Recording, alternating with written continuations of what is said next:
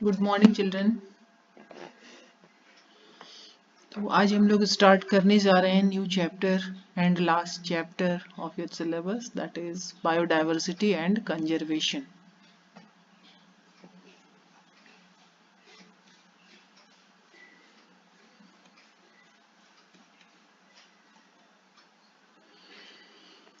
तो टॉपिक का नाम है बायोडाइवर्सिटी। तो सबसे पहले हम लोग देखें कि बायोडाइवर्सिटी होता क्या है। तो first point, term biodiversity was popularized by Edward Wilson, ये सोशियो बायोलॉजिस्ट थे, to describe diversity at all levels of biological organization। कहने का मतलब है कि सबसे पहले एडवर्ड विल्सन ने डाइवर्सिटी टर्म की चर्चा की, स्पेशली बायोडाइवर्सिटी की, और उन्होंने इसमें इंक्लूड किया ऑल लेवल्स पर जो डाइवर्सिटी देखने को मिल रहा है। So describe diversity at all levels. All level का क्या मतलब है अभी हम लोग देखेंगे। So described biodiversity at all levels of biological organization। तो नीचे हम लोग देख रहे हैं, सबसे पहला बायोलॉजिकल ऑर्गेनाइजेशन हम लोग पढ़ेंगे, that is genetic diversity. Rauwolfia vomitoria, ये एक प्लांट है, राउवोल्फिया वोमिटोरिया। ये कहाँ पाया जा रहा है? In different Himalayan range, very in concentration. अब कह रहा है कि rauwolfia vomitoria different Himalayan range में पाया जाने वाला प्लांट्स है। लेकिन इसी प्लांट में, किसी हिमालयन रेंज में जो पाया जा रहा है, उस प्लांट में पाया जाने वाला केमिकल का कॉन्सेंट्रेशन ज्यादा होगा in comparison to other rauvolfia vomitoria growing in other Himalayan range. ठीक उसी तरह से पोटेंशी, उसकी जो कैपेसिटी है, पोटेंशियलिटी है, क्षमता है, वो भी वेरी करेगा। तो क्या है, राउवोल्फिया वोमिटोरिया प्लांट एक ही है, लेकिन ये जेनेटिकली डिफरेंट टाइप्स के होते हैं। तो जेनेटिक डिफरेंसेस के आधार पर इनमें पाए जाने वाले केमिकल्स का कॉन्सेंट्रेशन और पोटेंशियलिटी डिफरेंट डिफरेंट होगा। यही एग्जाम्पल हो गया जेनेटिक डाइवर्सिटी का। तो genetic diversity means one biological level of organization. इसी में और एग्जाम्पल हम लोग लेंगे जेनेटिक डाइवर्सिटी का। 50,000 genetically different rice are found in India. केवल राइस की बात करें, चावल की बात करें और ऐसा सटाइवा की, तो उसके 50,000 जेनेटिकली डिफरेंट स्ट्रेन पाए जा रहे हैं, वेराइटीज पाए जा रहे हैं इंडिया में। ठीक उसी तरह से मैंगो से आप परिचित हो, अभी कुछ ही महीने पहले मैंगो का सीजन खत्म हुआ है। तो मैंगो की 1000 वेराइटीज इंडिया में पाई जा रही है। तो these are differences. Mango plant सभी हैं, लेकिन जेनेटिकली वो डिफर कर रहे हैं, डिफरेंट वेराइटीज का निर्माण कर रहे हैं, और आप देख रहे हो कि कितने सारे वेराइटीज उसके पाए जाते हैं। तो ये जेनेटिक डाइवर्सिटी का एग्जाम्पल, 3 एग्जाम्पल हमने देखा। One was rauwolfia vomitoria having chemical in different concentration and with different potentiality. Second was different type of rice plant. Actually 50,000 genetically different type of plants, rice plants are found in India. Then third one is 1000 varieties of mangoes are available in India. So these three are example of genetic diversity. तो हमने अभी कहा है कि biodiversity में all levels के biological diversification को study करेंगे। तो एक लेवल सिर्फ अभी हमने देखा, that is genetic level, that is genetic diversity. Second one is species diversity. Western Ghat have greater amphibian. अब ये डिफरेंट घाट हैं, वेस्टर्न घाट, ईस्टर्न घाट, जिस डायरेक्शन में पड़ता है उसके आधार पर नाम है। Western Ghat have greater amphibian species. Amphibian आप जानते ही हो, बतलाने की जरूरत नहीं है ना, जो लैंड और वाटर दोनों में रहता है। तो एम्फीबियन स्पेसीज की संख्या वेस्टर्न घाट पर ज्यादा है। इन कंपैरिजन टू ईस्टर्न घाट। तो ज्यादा डाइवर्सिटी है, ज्यादा तरह के स्पेसीज पाए जा रहे हैं एम्फीबियन के वेस्टर्न घाट पर, यानी स्पेसीज डाइवर्सिटी ज्यादा है वेस्टर्न घाट पर in comparison to eastern Ghat. Third level is ecological diversity. India में ही आपको पता है राजस्थान पड़ता है, तो वहाँ डेजर्ट पाए जाते हैं। फिर हम लोग पढ़ेंगे tropical rain forest, grass land. तो इंडिया में ही बहुत तरह के इकोसिस्टम पाए जाते हैं। इकोलॉजिकल कंडीशन डिफरेंट डिफरेंट है, कहीं बिल्कुल बर्फ जमा रहता है, कहीं बिल्कुल पानी की कमी है, कहीं बहुत बारिश हो रही है। तो डिफरेंट क्लाइमेटिक कंडीशन है और उसके अकॉर्डिंगली डिफरेंट डिफरेंट टाइप के इकोसिस्टम इंडिया में पाए जाते हैं। This is representing ecological diversity. India has greater ecosystem diversity. तो क्या क्या है इसके एग्जाम्पल देख रहे हैं, डेजर्ट है, मैनग्रोव्स है, अल्पाइन मीडोज, मीडोज होता है चारागाह जहाँ जानवर चरते हैं, तो अल्पाइन मीडोज या रेन फॉरेस्ट। तो ये डिफरेंट टाइप के इकोसिस्टम पाए जा रहे हैं इंडिया में। This is representing ecological diversity. तो ग्रेटर इकोसिस्टम डाइवर्सिटी हम कह रहे हैं, और आपने पढ़ा है गुड बेटर वेस्ट, उसी तरह से ग्रेटर है, यानी दो की तुलना कर रहे हैं, किसी के साथ इसको कंपेयर कर रहे हैं, इसलिए तो हमने ग्रेटेस्ट नहीं लिखा, ग्रेट नहीं लिखा, ग्रेटर लिखा है ना। तो किसकी तुलना में ज्यादा रिच है इकोलॉजिकल डाइवर्सिटी इंडिया का, तो कह रहा है Scandinavian country like Norway. Norway में इतने तरह के इकोसिस्टम नहीं पाए जाते हैं जितने कि इंडिया में पाए जाते हैं। तो ये तीन लेवल हम लोगों ने देखा, डाइवर्सिटी का, बायोडाइवर्सिटी का, genetic diversity, species diversity and ecological diversity. Patterns of biodiversity.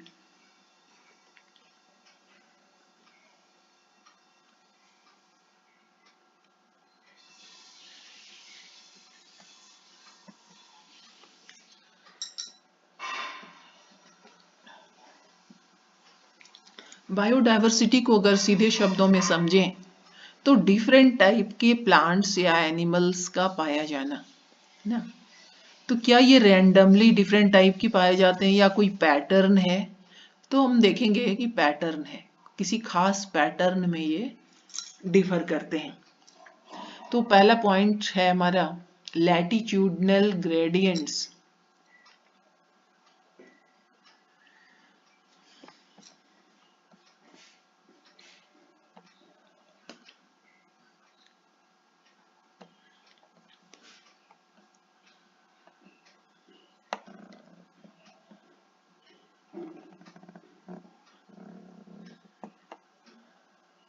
Shape गड़बड़ बन गया रे, सर्किल बनाना चाह रहे थे, चल कोई बात नहीं। ये मान लीजिए अर्थ है, ठीक है, एक गोला, और इसमें दो तरह की लाइन हो सकते हैं, ऐसे एक पोल से दूसरी पोल की तरफ, आप मैप में ग्लोब में देखते ही हो, है ना, एक पोल से दूसरी पोल की तरफ मूव करता हुआ लाइन, इस तरह से।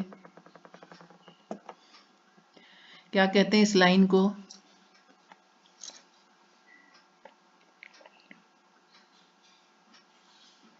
पता है तो बोलो।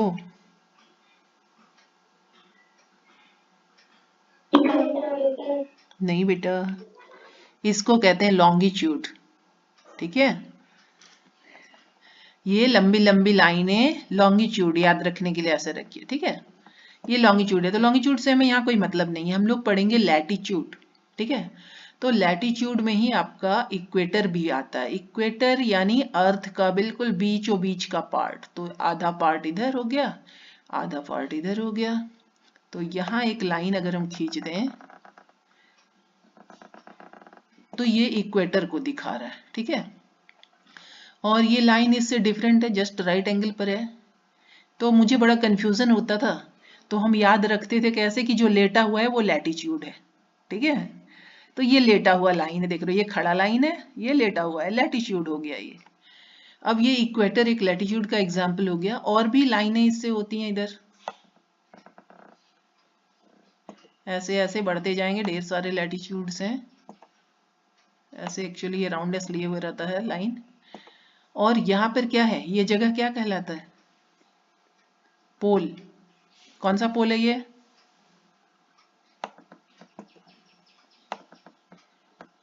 नॉर्थ पोल हो गया, और ये पोल कौन सा हो गया, साउथ।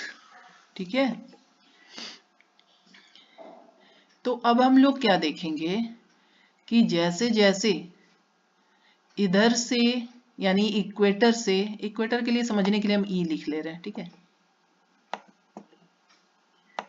ये लाइन मान लीजिए इक्वेटर को दिखा रहा है। इक्वेटर से जैसे जैसे हम ऊपर की ओर बढ़ते जाएंगे, यानी पोल की तरफ, तो डाइवर्सिटी कम होती जाएगी। इधर से इधर जैसे जैसे आप बढ़ रहे हो, डाइवर्सिटी कम होती जाएगी। ठीक उसी तरह इधर भी, नीचे भी पोल की तरफ जैसे जैसे बढ़ेंगे, डाइवर्सिटी डिक्रीज होता जाएगा। ठीक है,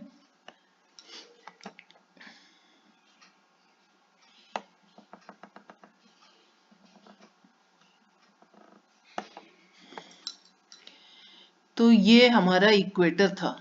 मान लीजिए ये लाइन जो है, ये इससे 23 डिग्री सेंटीग्रेड पर रखा हुआ है, सॉरी 23 डिग्री पर रखा हुआ है। ठीक है, 23, तो 23 इधर भी है, ठीक उसी तरह से ये भी 23 पर रखा हुआ है। इसको समझिए, बहुत इजी है ना। तो अब दो 23 हमारे पास है, दोनों को डिफ्रेंशिएट कैसे करेंगे, किसकी बात हम कर रहे हैं, तो इसकी बात अगर करेंगे तो कहेंगे 23 डिग्री नॉर्थ, नॉर्थ साइड है ना ये इक्वेटर से, और अगर इसकी बात करेंगे तो 23 डिग्री साउथ।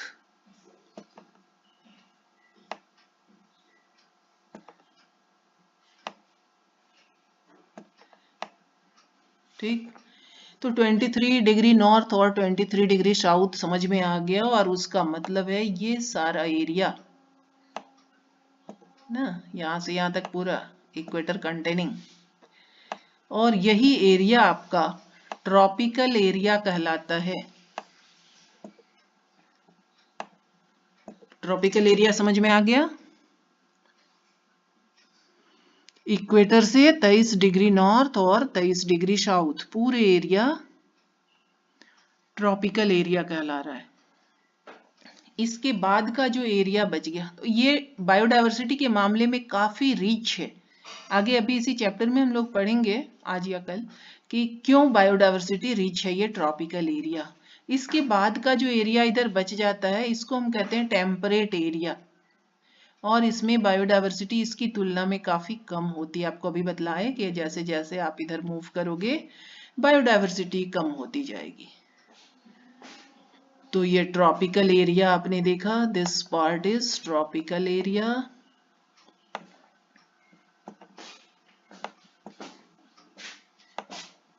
शॉर्ट में इसको ट्रॉपिक्स के नाम से भी जानते हैं। रेंज आपने देख लिया उसका।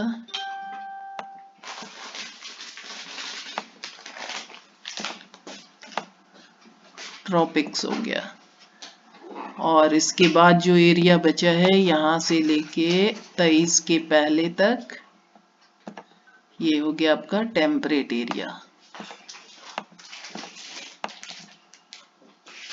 ये समझना बहुत ही जरूरी है हमारे लिए, क्योंकि आगे इसकी चर्चा फिर है।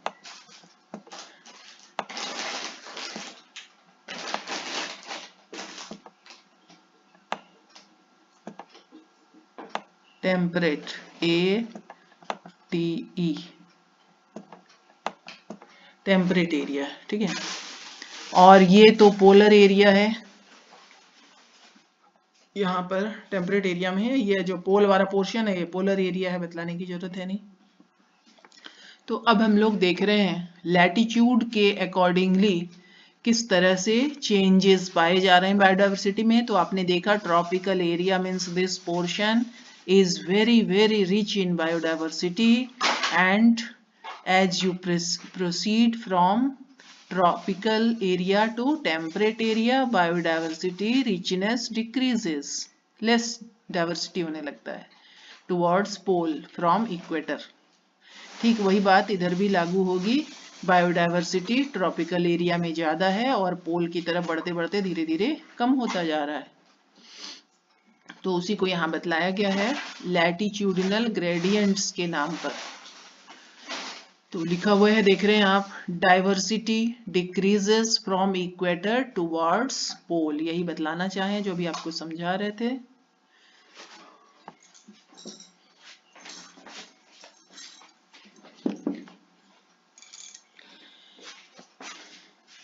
अब दिखा रहा है ये कोलंबिया एक जगह है, ये कहाँ पर पड़ता है हमने बगल में लिख रखा है, ये इक्वेटर पर पड़ता है। तो इक्वेटर पर पड़ रहा है मीन्स कोलंबिया बायोडाइवर्सिटी के मामले में काफ़ी रिच होगा, बहुत ज़्यादा बायोडाइवर्सिटी होगा। और उसको दिखाया जा रहा है कि कोलंबिया नाम की जगह पर सिर्फ बर्ड की ही अगर बात करें तो कितने सारे बर्ड्स के स्पीसीज पाए जा रहे हैं, 1400 केवल बर्ड्स के स्पीसीज हैं। और ये बायोडाइवर्सिटी के रिचनेस को इक्वेटर एरिया में दिखाने के लिए पर्याप्त है। इसकी बात कह रहा है कि अगर थोड़ा और आगे बढ़ते हैं, इक्वेटर पर ये है, थोड़ा 41 डिग्री सेंटीग्रेड नॉर्थ पर बढ़ते हैं तो यहाँ स्पेसीज रिचनेस कुछ कम गया। यहाँ पर न्यूयॉर्क का ये जगह है 41 डिग्री नॉर्थ, तो यहाँ सिर्फ 105 बर्ड्स के स्पेसीज पाए जा रहे हैं। फिर थोड़ा और ऊपर बढ़ते हैं, यानी पोल की तरफ धीरे धीरे बढ़ते जा रहे हैं, पोल पे नहीं है, धीरे धीरे ऊपर बढ़ रहे हैं नॉर्थ की साइड, नॉर्थ पोल की ओर। तो ये 71 डिग्री जहाँ वैल्यू है तो इक्वेटर से और ज़्यादा दूर चले गए, तो और ज़्यादा दूर चले गए तो डाइवर्सिटी और कम हो जाएगी। तो यहाँ पर ग्रीनलैंड पड़ रहा है 71 डिग्री नॉर्थ में, और यहाँ मात्र 56 स्पेसीज बर्ड के पाए जा रहे हैं। तो यहाँ से हमने स्टार्ट किया इक्वेटर से, और इक्वेटर पर आप देख रहे हो 1400 स्पेसीज पाए जा रहे हैं। फिर उससे थोड़ा ऊपर बढ़े तो वहाँ 105 स्पेसीज मात्र था, और थोड़ा ऊपर नॉर्थ की साइड बढ़ रहे हैं तो धीरे धीरे देख रहे हैं कि 56 स्पेसीज मात्र बर्ड के पाए जा रहे हैं। तो इस फिगर आपके ये क्लियर हो गया आपका कि जैसे जैसे इक्वेटर से पोल की तरफ धीरे धीरे बढ़ रहे हैं, नंबर ऑफ स्पेसीज बर्ड्स का डिक्रीज होता जा रहा है, मीन्स बायोडाइवर्सिटी पोल की तरफ बढ़ने के साथ साथ डिक्रीज होता जाता है इक्वेटर से पोल की तरफ बढ़ने पर। ट्रॉपिकल जोन रेंजेस फ्रॉम, ये अभी जो आपको बतला रहे थे, देख रहे हैं ट्रॉपिक्स लिखा हुआ है, तो tropical zone ranges from 23 degree north to 23 degree south from equator. तो ये हमारा इक्वेटर था, इससे 23 डिग्री नॉर्थ ले लिए, 23 डिग्री साउथ ले लिए, तो ये ट्रॉपिकल जोन कहलाया। अब ट्रॉपिकल जोन में जो फॉरेस्ट पाए जाते हैं उसको हम ट्रॉपिकल फॉरेस्ट कहेंगे। तो tropical forest of equator contains 10 times vascular plants than temperate forest of Midwest of USA। क्या बतला रहा है कि एक फॉरेस्ट यूएसए का है, मिड वेस्ट में पाया जाता है, ये टेम्परेट रीजन में पड़ रहा है, दूसरा फॉरेस्ट इक्वेटर वाले रीजन में पड़ रहा है। ठीक है, तो इक्वेटर वाले के इर्द गिर्द जो पड़ रहा है वो ट्रॉपिक्स वाला एरिया है, तो ट्रॉपिकल फॉरेस्ट है एक, और दूसरा वाला टेम्परेट फॉरेस्ट है। तो दोनों को अगर हम कंपेयर करते हैं तो देखते हैं कि टेम्परेट फॉरेस्ट में जितने वैस्कुलर प्लांट पाए जाते हैं, vascular plant means having vascular bundle, xylem and phloem, तो फर्न वगैरह को छोड़ के, मॉस को छोड़ के बाकी सभी वैस्कुलर प्लांट ही हैं। तो वैस्कुलर प्लांट टेम्परेट एरिया में जितना ज़्यादा पाया जा रहा है उसका 10 गुना ज़्यादा ट्रॉपिकल फॉरेस्ट में पाया जा रहा है जो इक्वेटर के इर्द गिर्द है। तो देख रहे हैं बायोडाइवर्सिटी काफ़ी रिच है, 10 गुना ज़्यादा वैस्कुलर प्लांट पाए जा रहे हैं इक्वेटर के आसपास जो फॉरेस्ट है in comparison to temperate forest. तो टेम्परेट एरिया आपको बतलाए थे किधर, ट्रॉपिकल के बाद वाला एरिया टेम्परेट एरिया है। तो आप समझ गए होंगे कि कितना डिफरेंस है बायोडायवर्सिटी में। ट्रॉपिक्स में काफी ज्यादा देख रहे हैं, 10 गुना ज्यादा बायोडायवर्सिटी वेस्कुलर प्लांट्स का पाया जा रहा है in comparison to temperate forest.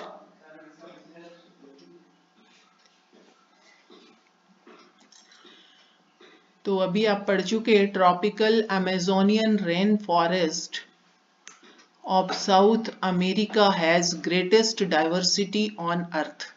अभी आपको बतला चुके कि ट्रॉपिकल पोर्शन में काफी ज्यादा टेम्परेट की तुलना में आपने देखा 10 गुना ज्यादा डाइवर्सिटी थी, तो इसी को लिख रहा है ट्रॉपिकल अमेजोनियन रेन फॉरेस्ट।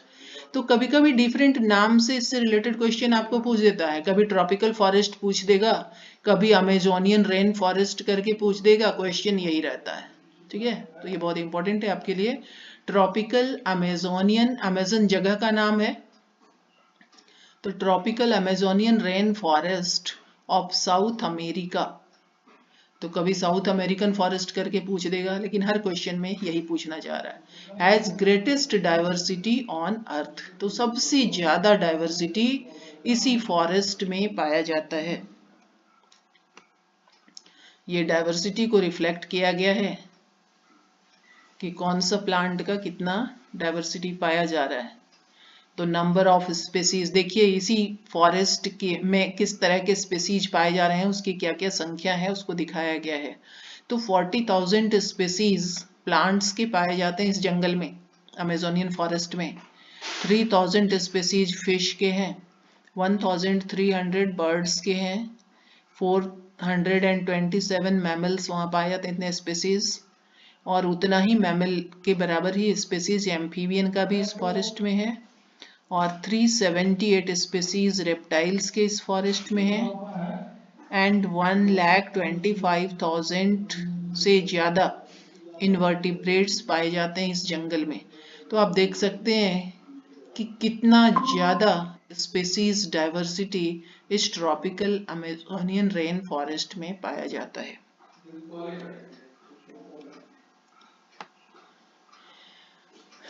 तो अभी आप देख चुके कि ट्रॉपिकल रेन फॉरेस्ट में, ट्रॉपिकल रीजन में बायोडायवर्सिटी काफी रिच है। तो अगला क्वेश्चन आपके सामने है कि tropical region shows greater diversity, greater species diversity than temperate one, why. तो आपके मन में भी ये सवाल उठ सकता है कि आखिर टेम्परेट की तुलना में इतना ज्यादा स्पेसीज डाइवर्सिटी ट्रॉपिकल रीजन में क्यों पाया जाता है। तो इसका आंसर भी हम लोग यहाँ देख रहे हैं। इस तरह का डिफरेंशिएट करने के लिए भी आपको पूछ सकता है। तो देखिए, ट्रॉपिकल रीजन और आवाज आ रही है, हम लोग कनेक्टेड है ना बच्चे? हेलो, हाँ ठीक, ओके ठीक। यहाँ डिस्टर्ब रहता है ना, इसलिए पूछ लेते हैं बीच बीच में।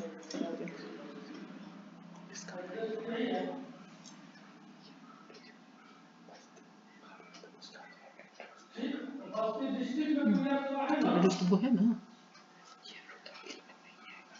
हाँ तो बोलो उसके भेज दीजिए, वो कुरियर वाले जो है फोन करेगा तो आदमी आके रिसीव कर लेगा वहीं से। पापा बात कर रहे हैं, नहीं तो तुम प्रिया के यहाँ मंगवाएंगे लास्ट में बस कीजिए, डिस्ट्रिक्ट वाले पे कीजिए, वो आदमी अगला को फोन कर देगा, मेरा नंबर दे देना। हाँ तो उस पे कॉल कर लेगा जब सामान आएगा, तो हम लोग जाके रिसीव कर लेंगे। ट्रॉपिकल रीजन में क्या विशेषता है जिसके चलते इतना स्पीशीज डाइवर्सिटी पाया जाता है?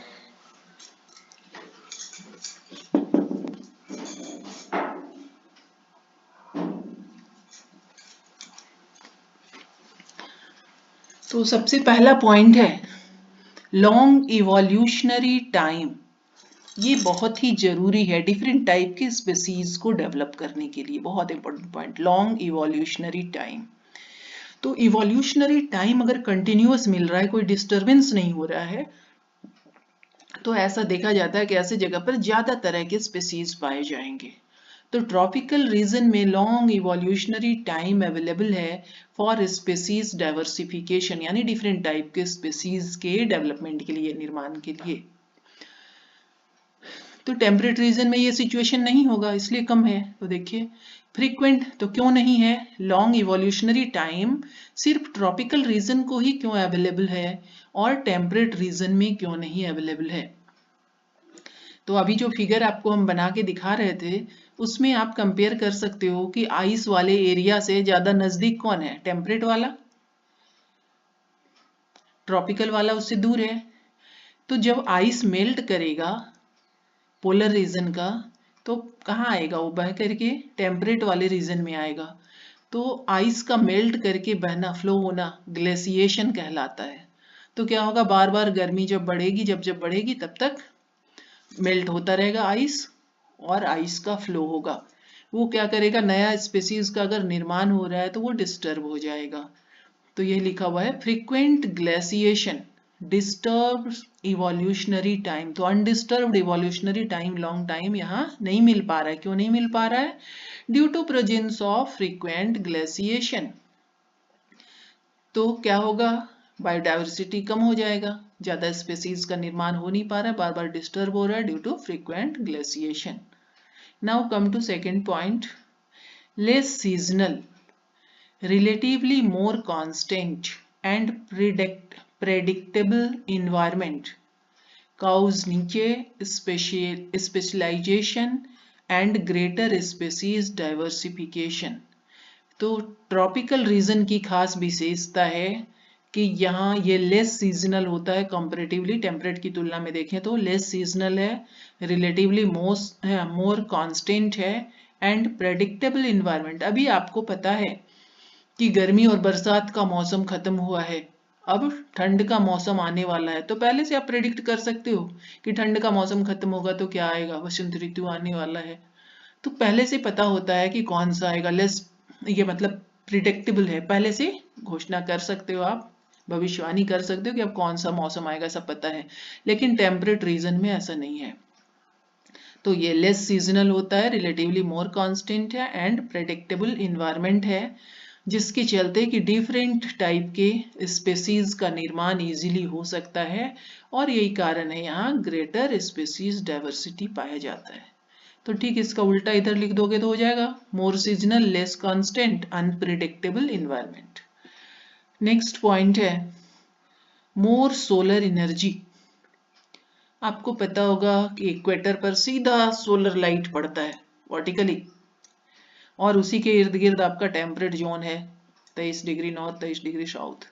तो यहाँ पर सोलर एनर्जी ज्यादा अवेलेबल होती है। उससे क्या होगा, जो ग्रीन प्लांट्स हैं उसकी प्रोडक्टिविटी, यानी जो कुछ वो फोटोसिंथेसिस करता है उसकी मात्रा ज्यादा हो जाएगी, उसी को प्रोडक्टिविटी कहते हैं। अभी सीधा सा ऐसे समझे हम लोग, ठीक है। तो मोर सोलर एनर्जी अवेलेबल है, जिसके चलते प्रोडक्टिविटी ट्रॉपिकल एरिया में ज्यादा होगी, और प्रोडक्टिविटी ज्यादा है उसके चलते ग्रेटर स्पेसीज डाइवर्सिटी पाया जाता है। तो डायरेक्ट तो नहीं फर्क पड़ता इससे, लेकिन इनडायरेक्ट इफेक्ट मोर प्रोडक्टिविटी का पड़ रहा है, मोर सोलर एनर्जी का पड़ रहा है कि स्पेसीज डाइवर्सिटी ज्यादा होगी। तो ठीक इसके विपरीत यहाँ लेस सोलर लाइट मिल रहा है तो प्रोडक्टिविटी भी लेस हो जाएगा और स्पेसीज डाइवर्सिफिकेशन भी लेस हो जाएगा।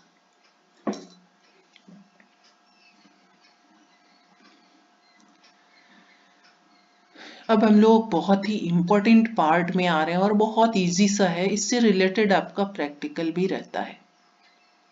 तो पहले इसको प्रैक्टिकली समझ लें तो और ज्यादा इजी होगा समझने के लिए।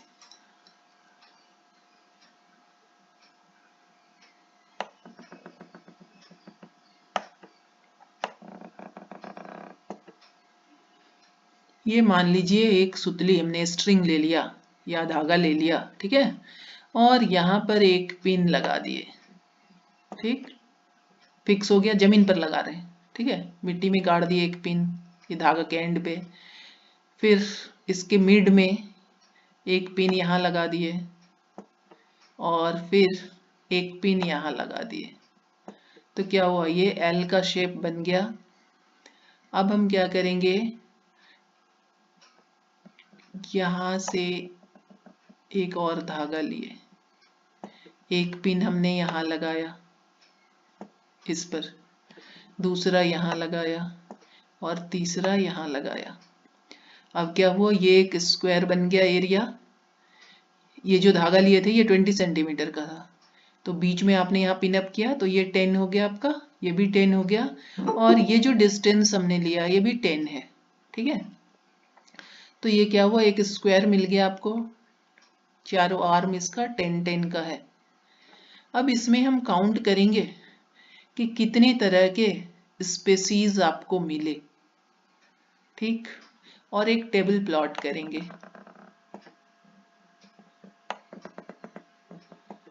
इधर हम एरिया ले रहे हैं। ठीक है, तो पहला वाला एरिया हमारा क्या हो जाएगा, 10x10 वाला है, तो समझने के लिए 10 लिखिए या 10x10 भी लिख सकते हो।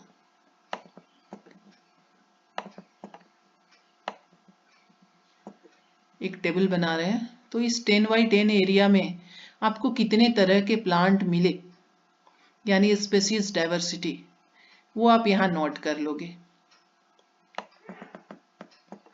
मान लीजिए आपको 7 प्लांट मिले, कुछ भी मिल सकता है आपको। ठीक है, मान लीजिए आपको 7 प्लांट मिले, फिर आपने क्या किया, ये 10 सेंटीमीटर था, इससे और 10 सेंटीमीटर की दूरी ले ली, यहाँ ले लिया एक दूसरा धागा,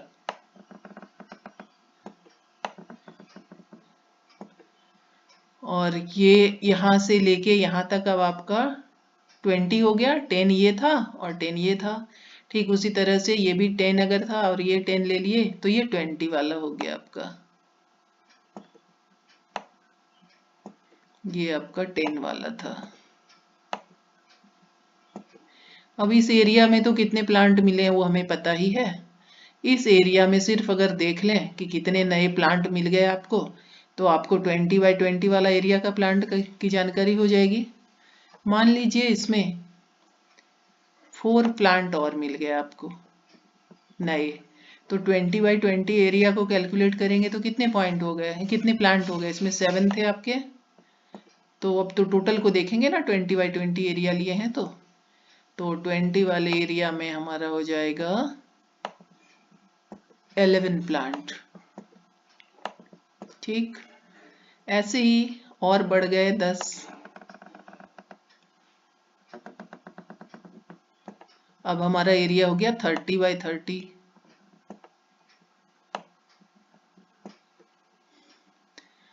हमने देखा 3 प्लांट और इसमें बढ़ गया,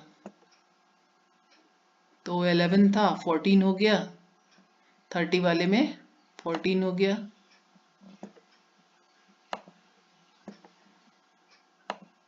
ऐसे हम टेबल बनाते जाएंगे।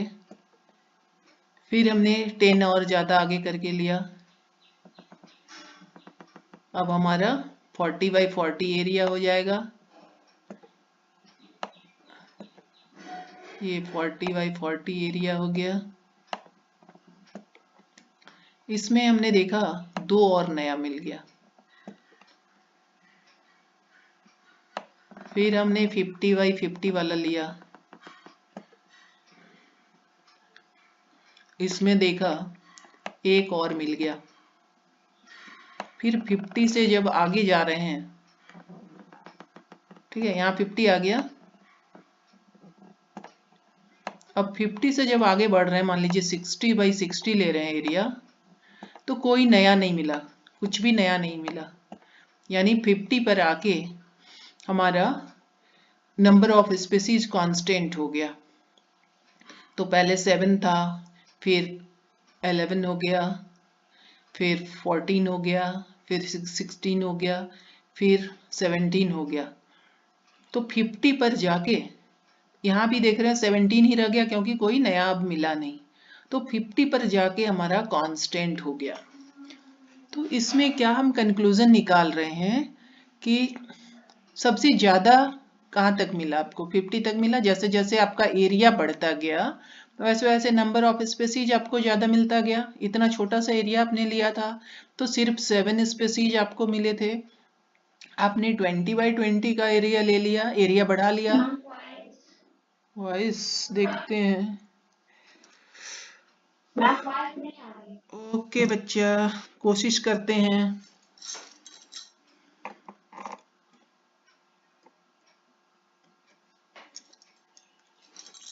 अब आ रही है?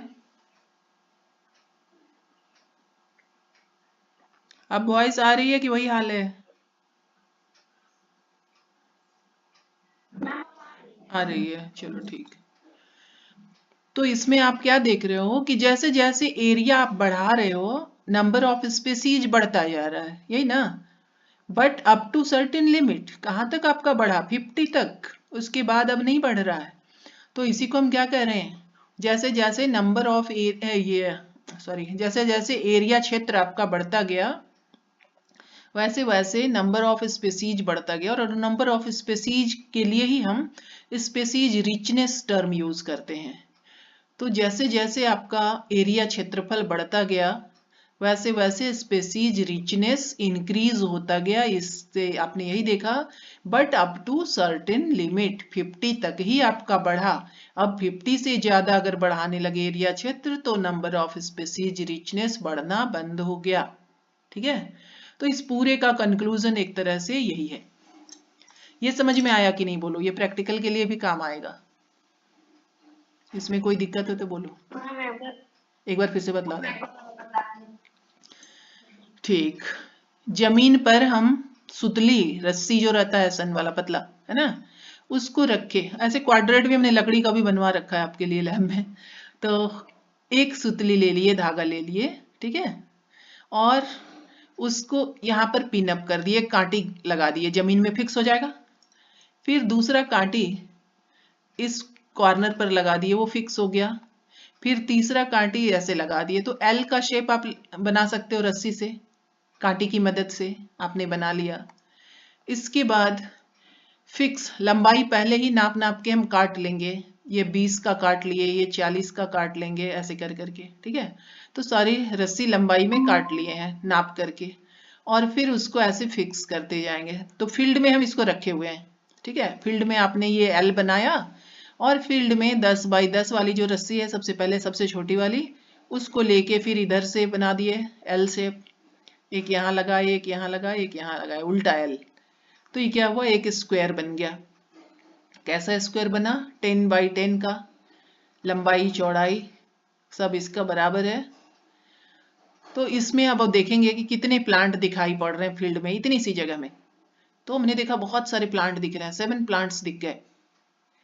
फिर हमने दूसरी रस्सी ली और यहाँ से मेजर किए, 20 सेंटीमीटर के डिस्टेंस पर इस रस्सी को फिक्स किया। फिर इधर भी 20 सेंटीमीटर के डिस्टेंस पर इसको फिक्स कर दिए, और दोनों के बीचों बीच ऐसे इसको फैलाए, और यहाँ पर एक कांटी मार दिया।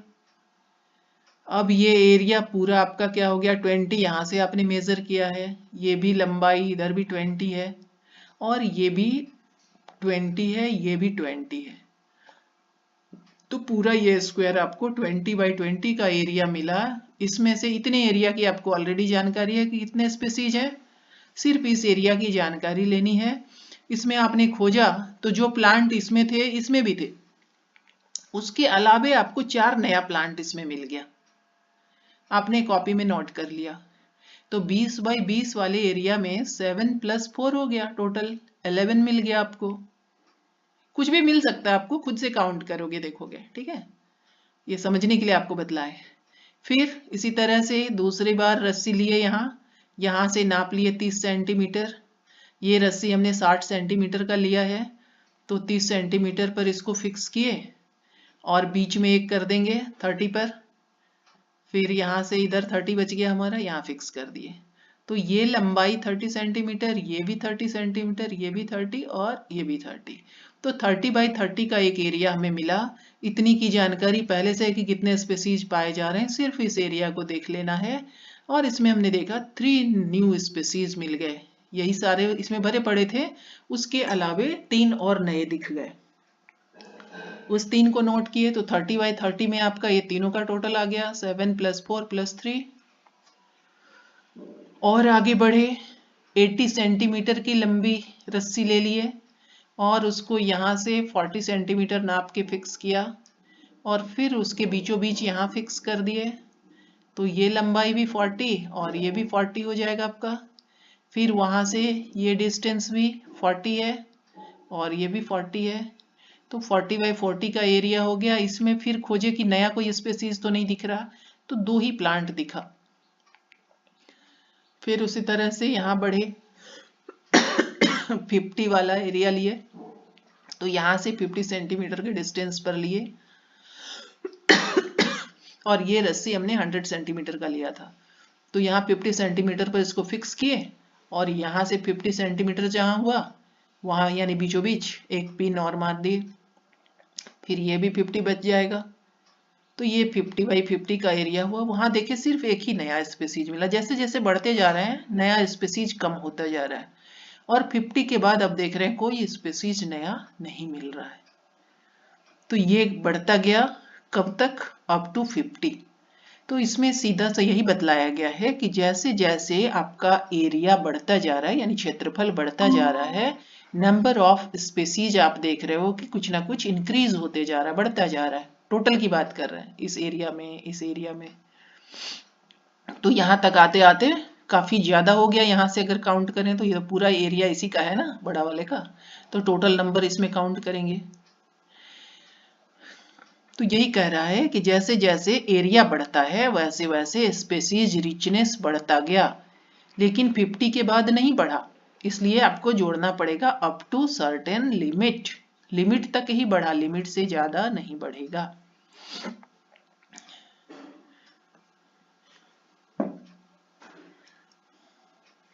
तो इसको और डिस्कस करेंगे, बस आज इतना यही समझ लीजिए। टाइम आपका हो गया, कल फिर मिलते हैं। Okay bye.